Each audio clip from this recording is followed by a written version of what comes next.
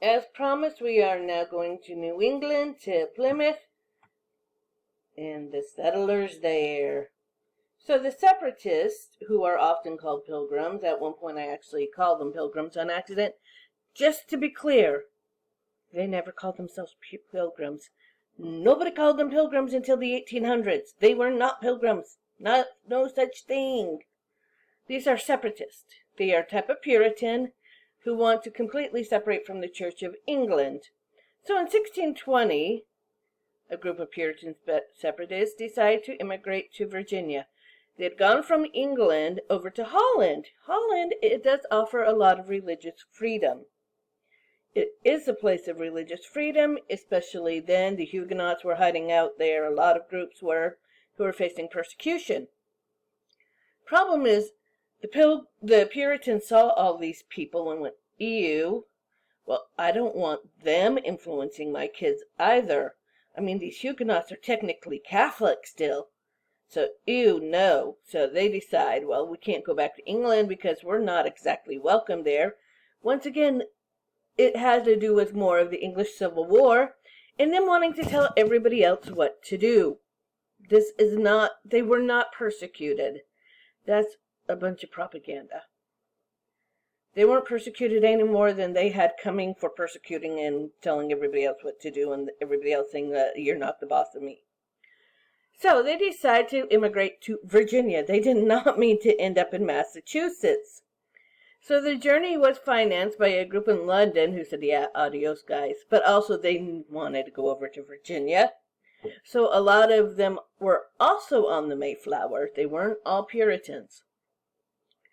So they hoped to establish a profitable trade with these people. So they came for other reasons. However, the Mayflower ended up getting blown off course and arrived in Cape Cod, Massachusetts. And once they hit Cape Cod, the captain said, no, we're not going to Virginia because, one, it's getting cold, and two, there's a whole bunch of rocks down there, and I'm not chancing my ship for you guys. We're dropping you off here. So they got dropped off, then they walked over to Plymouth. It's still on the same little isthmus here. And, well, Plymouth is here. So Plymouth is here. They get dropped off here. Then take a nice little walk and end up there. So, once again, here is the Mayflower. Let's see if we've got the nice captain. By the way, this year's the 400th anniversary. Who said, I'm not heading south with those rocks. And if you've ever been to New England and seen the seacoast, yeah, it is usually this bad. It's cold, and it's rocky. Virginia's a much nicer coastal area. And there is Plymouth, once again, 1620. As I said, this year is the 400th anniversary. The commemorative stamp comes out at the end of the month.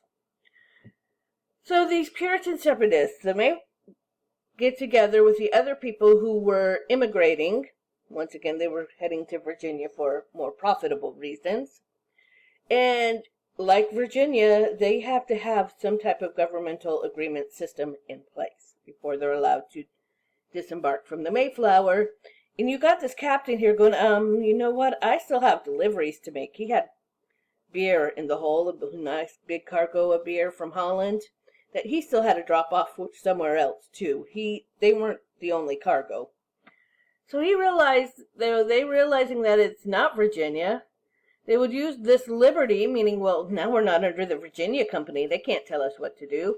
We're going to do something else. So they come up with their own charter. Yes, I'm moving around on here. So they would like to use their own liberty, for none had power to command them.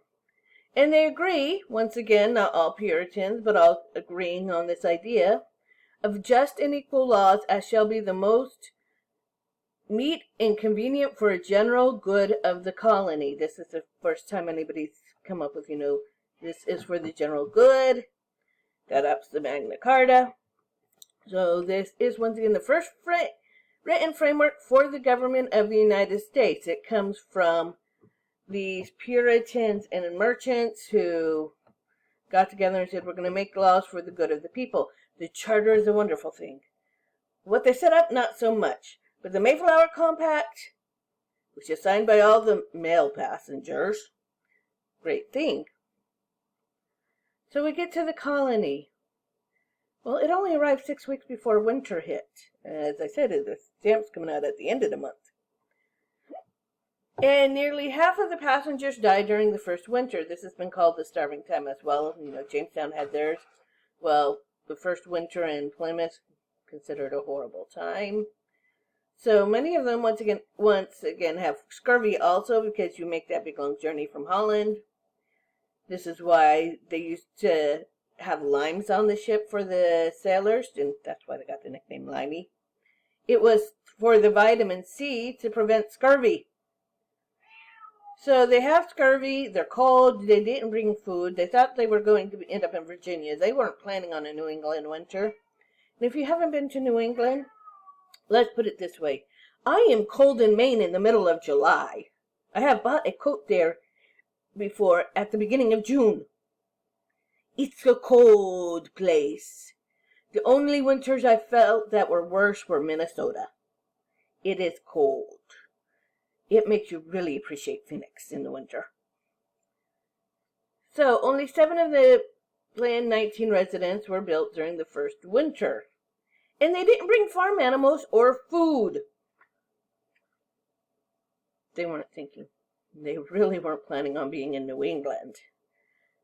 They hoped to establish on this place, once again, especially the Puritans, a society based on the lives of Christian saints. Puritans is where the term puritanical comes from, are radically religious. They also have problems where they believe they're their brother's keeper, means that they're up in your business all the time.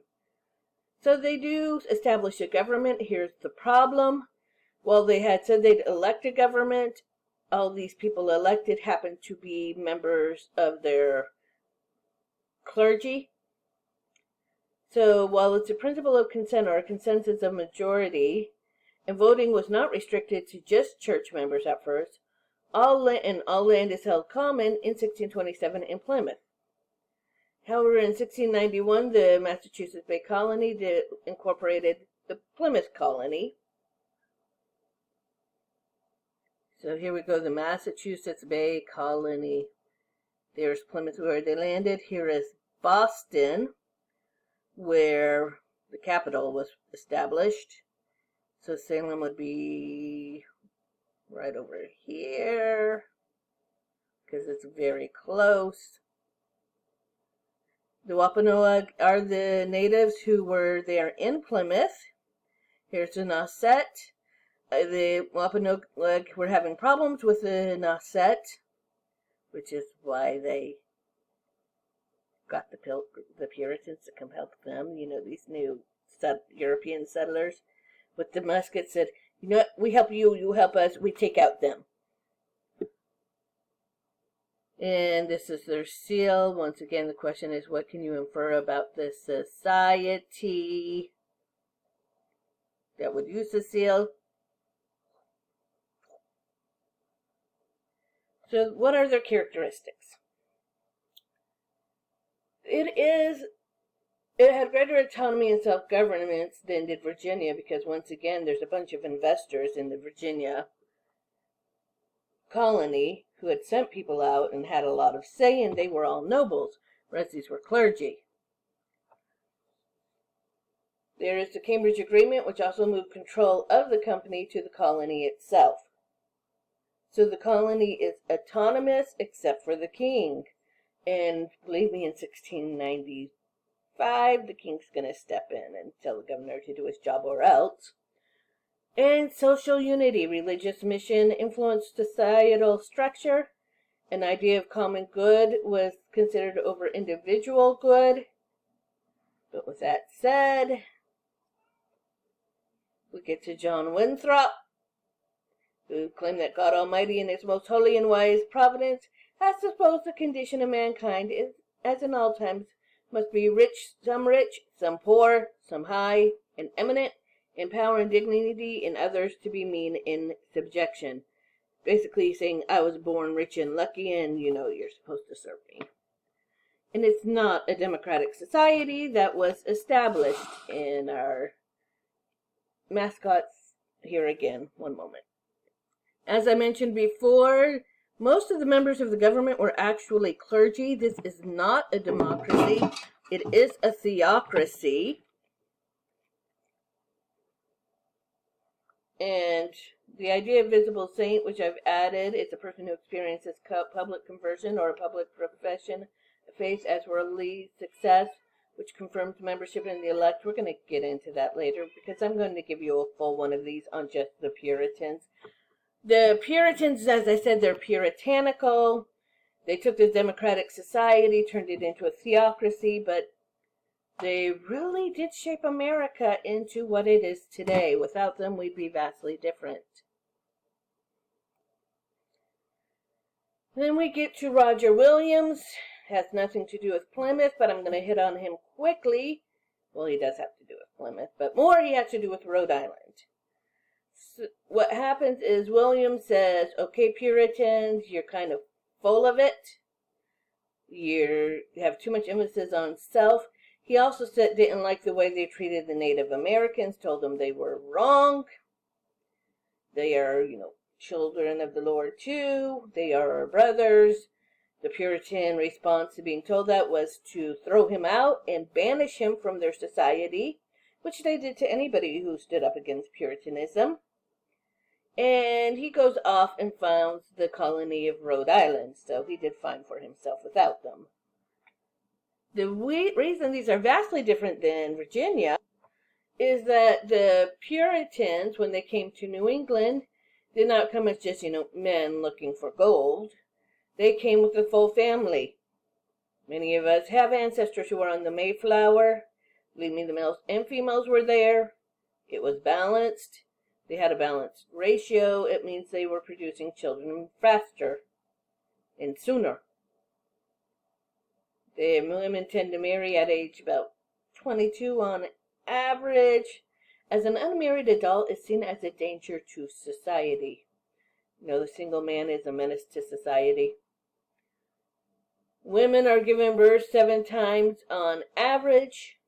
These are large families, but also remember the infant mortality rate is higher. People were not vaccinated. Children weren't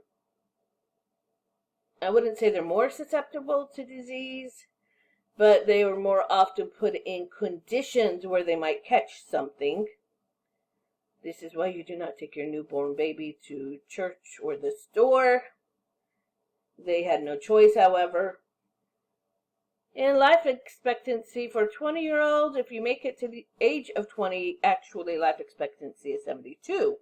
That is a big misnomer about, in the Middle Ages, life expectancy was only 30. Well, yeah, if you count the infants who, people died as children. If you make it to adulthood, though, your chances greatly increase of how far you're going to make it. And so they did have the big families, parents living longer, having more children. Children are due to then have their parents around, keep them safer, and they are due to have an inheritance. Of course, what comes up with that in the inheritance is, if you think about it, sure, the firstborn son's due to an inheritance, but what about that fifth-born daughter? Yeah, but this does help to structure the American society. As I said, we're going to get into Puritans next, and you're going to see a greater influence on structure, and I might sneak in the Salem witch trials. Have a good day.